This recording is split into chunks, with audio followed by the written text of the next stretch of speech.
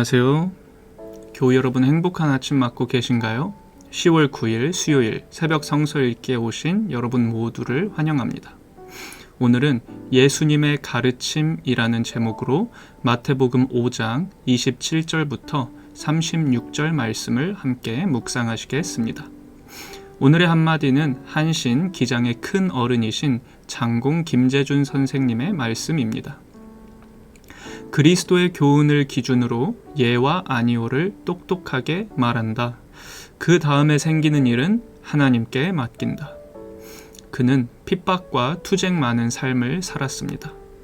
그러나 그의 삶은 그리스도 안에서 밝게 빛났습니다. 오늘의 말씀도 그리스도 안에서 우리가 밝게 빛날 수 있는 길을 열어주고 있습니다.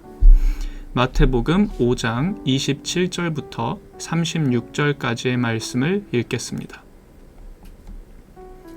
간음하지 말아라 하고 말한 것을 너희는 들었다. 그러나 나는 너희에게 말한다. 여자를 보고 음욕을 품는 사람은 이미 마음으로 그 여자를 범하였다. 내 오른 눈이 너로 하여금 죄를 짓게 하거든 빼서 내버려라. 신체의 한 부분을 잃는 것이 온 몸이 지옥에 던져지는 것보다 더 낫다. 또 내 오른손이 너로 하여금 죄를 짓게 하거든 찍어서 내버려라. 신체의 한 부분을 잃는 것이 온 몸이 지옥에 던져지는 것보다 더 낫다. 누구든지 아내를 버리려는 사람은 그에게 이혼 증서를 써주어라 하고 말하였다. 그러나 나는 너희에게 말한다. 음행을 한 경우를 제외하고 아내를 버리는 사람은 그 여자를 간음하게 하는 것이요 또 버림받은 여자와 결혼하는 사람은 누구든지 간음하는 것이다. 옛 사람들에게 말하기를 너는 거짓 맹세를 하지 말아야 하고 내가 맹세한 것은 그대로 주님께 지켜야 한다 한 것을 너희는 또한 들었다. 그러나 나는 너희에게 말한다. 아예 맹세하지 말아라. 하늘을 두고도 맹세하지 말아라. 그것은 하나님의 보좌이기 때문이다. 땅을 두고도 맹세하지 말아라. 그것은 하나님께서 발을 놓으시는 발판이기 때문이다. 예루살렘을 두고도 맹세하지 말아라. 그것은 크신 임금님의 도성이기 때문이다. 내 머리를 두고도 맹세하지 말아라. 너는 머리카락 하나라도 희게 하거나 검게 할 수 없기 때문이다. 아멘. 본문은 예수님이 제자들과 무리들에게 율법에 대해 가르치시는 내용입니다. 오늘 말씀의 문맥을 살펴보겠습니다. 전 문맥의 내용은 예수님께서 산상수훈을 시작하신 후 율법에 대해서 올바르게 알려주시는 내용입니다. 여기서 예수님은 율법학자와 바리새파를 언급하시며 그들보다 더 나은 의의를 가져야 하늘나라에 들어갈 수 있다고 하십니다. 후문맥은 계속해서 율법에 대한 기존의 잘못된 이해를 바로잡으시는 내용입니다. 마지막에 예수님은 하늘의 아버지께서 완전하신 것처럼 너희도 완전하여라 라고 하십니다. 이러한 문맥 안에서 오늘 본문은 간음, 이혼, 맹세 세 가지 주제에 대해 예수님께서 기존의 잘못된 가르침을 넘어 온전한 가르침을 전달하시는 내용입니다. 27절부터 29절까지를 보겠습니다. 이 부분은 마음으로도 간음하지 말라고 말하고 있습니다. 고대 사회에서 간음은 중대한 죄였습니다.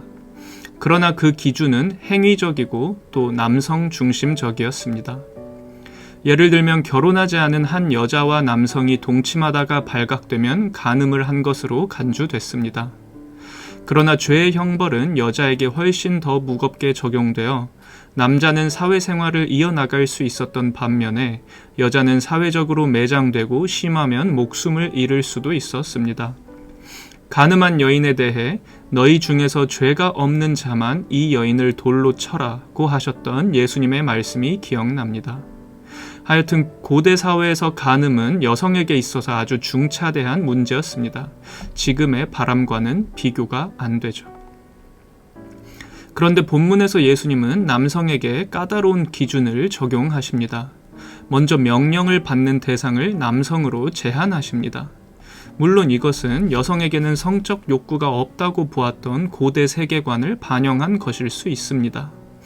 그러나 어쨌든 예수님은 기존의 남성들이 자유롭게 했을 것을 제안하십니다. 바로 여자를 보고 음욕을 품지 말라고 하신 것입니다. 인도에서는 근대 이후에도 여성이 남성의 성적 욕구 해소의 대상만으로 취급된 경우가 많습니다. 우리나라도 마찬가지입니다. 그러나 성적인 문제는 시대를 초월하는 인간의 실존적인 문제입니다. 인간은 동물적 본능과 고상한 정신을 동시에 갖고 있기 때문이죠. 따라서 이것을 해소하는 길은 오직 끊임없는 절제와 수행의 길밖에 없습니다. 우리 그리스도인들은 그 중심에 예수님에 대한 믿음과 죄로부터 자유케 하신 은혜를 누리는 것이 있다는 것을 알고 있습니다. 그러나 때로는 한 가지가 더 필요합니다.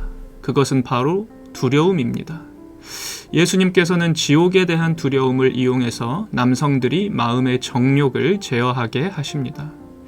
이것이 옳냐 그르냐의 여부는 차지하고 실생활에서 두려움은 우리를 지배하는 강력한 동기라는 것을 부정할 수 없습니다. 두 번째 부분은 이혼과 결혼에 대해서 다루고 있습니다. 그러나 그 중심에는 역시 간음에 대한 논리가 있습니다. 이 부분의 내용은 이혼이나 결혼으로도 간음하지 말라는 것입니다. 당시 유대 사회에서 남성은 모세의 율법을 근거로 들어 여성과 이혼하는 것을 정당화했습니다. 이유는 여러 가지였을 것입니다. 여자가 매력이 없어서, 아이를 낳지 못해서, 성격이 안 맞아서 등등. 그러나 대부분의 경우에 남성은 자신의 이기심을 채우기 위해서 여성과 헤어지기를 원했을 것입니다. 그런데 여기에는 한 가지 심각한 문제가 있었습니다. 그것은 바로 그렇게 이혼당한 여성은 당시 사회에서 최하층민으로 살아가야 했다는 것입니다. 성경을 관통하는 율법 중에서 고아와 나그네와 과부를 돌보라는 것이 있습니다. 그런데 당시 사회에서 유대 남성들의 이기심에 의해서 많은 과부가 발생되고 있었던 것입니다. 그리고 언제나 그렇듯 그들은 자신들의 행위를 모세의 율법을 통해서 정당화했습니다. 예수님은 율법의 완성자죠. 저는 그 말을 좀 더 와닿게 하면 예수님은 율법의 핵심을 꿰뚫고 계셨던 분이었다라고 할 수 있을 것 같습니다. 그 핵심은 사랑이죠. 어떻게든 치열하게 서로 사랑하며 사는 것입니다. 마지막 세 번째 부분에서 예수님은 맹세에 대해서 가르치고 계십니다. 그리고 그 메시지는 비교적 간단합니다. 바로 맹세하지 말라는 것입니다. 여러분은 신앙생활 하면서 맹세하신 적이 있으신지요? 저는 있습니다. 그리고 미국의 영화나 드라마를 보면 특히 흑인들이 I swear to God 이라고 거의 관용어처럼 빈번히 사용하는 것을 보게 됩니다. 그런데 예수님의 말씀에 의하면 맹세는 결코 간단한 것이 아닙니다. 그것은 너무나 막중한 것이어서 차라리 안 하는 것이 나을 지경입니다. 하나님께서는 우리 보고 맹세하라고 하신 적이 없으시니까요. 지금까지 나온 간음, 이혼, 맹세에 관한 율법들은 모두 모세의 율법에 기록되어 있습니다. 그리고 맹세는 신명기 23장 후반부에 나와 있습니다. 우리는 모세의 율법을 어떻게 이해해야 할까요? 율법학자들과 바리새파들이 악용할 수 있는 근거가 되었기 때문에 무시해야 할까요? 그렇지 않습니다. 우리는 모세의 율법을 꼭꼭 씹어서 잘 소화해야 합니다. 그렇게 할 수 있는 비결은 예수님의 말씀에 있습니다. 마태복음 19장 8절입니다. 예수께서 대답하셨다. 모세는 너희의 마음이 완악하기 때문에 아내를 버리는 것을 허락하여 준 것이지 본래부터 그랬던 것은 아니다. 이 말씀에 따르면 모세의 율법은 불완전한 존재들에게 주어진 조항들입니다.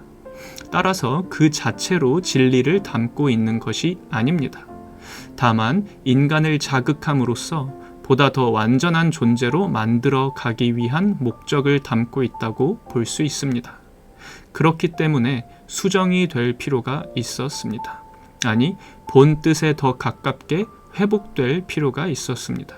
그리고 오늘 본문에서 그것을 해주신 분이 바로 예수님이십니다.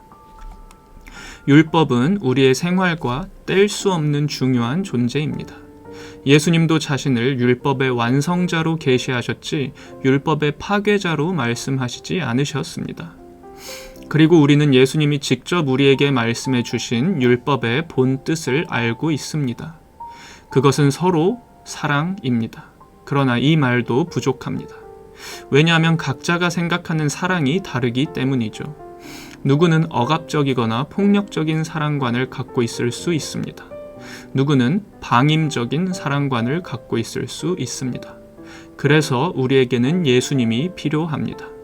예수님의 공생애와 십자가 죽음을, 그리고 부활 후에 우리에게 계시된 예수님의 몸인 교회를 보면 우리는 사랑에 대해서 구체적으로 알 수 있게 됩니다. 그리고 그것은 곧 율법의 본 뜻을 아는 것입니다. 우리의 삶은 불완전합니다. 우리는 연약한 존재입니다. 성적인 문제, 관계에 관한 문제, 올바른 신앙생활이 무엇인지에 대한 문제는 늘 우리를 괴롭히는 것 같습니다. 그러나 우리에게는 바른 교본이시자 믿음의 중심이신 예수님이 계십니다. 예수님께서 우리의 마음에 성령으로 율법을 새겨주셨습니다. 그래서 우리는 더 이상 공포심과 억지 행위로 완전을 쫓지 않습니다. 우리는 마음에서 우러나오는 진심으로 경건해집니다. 그 과정은 물론 고통스럽고 피나는 절제를 수반하는 것일 수 있습니다. 그러나 우리가 믿음의 눈을 들어 예수님을 바라볼 때 우리는 다시 마음이 그리스도의 십자가 사랑으로 꽉 차는 것을 느낍니다. 우리의 완성은 율법에 달려있지 않습니다. 우리의 완성은 율법을 회복하신 예수 그리스도께 달려 있습니다. 기도하시겠습니다.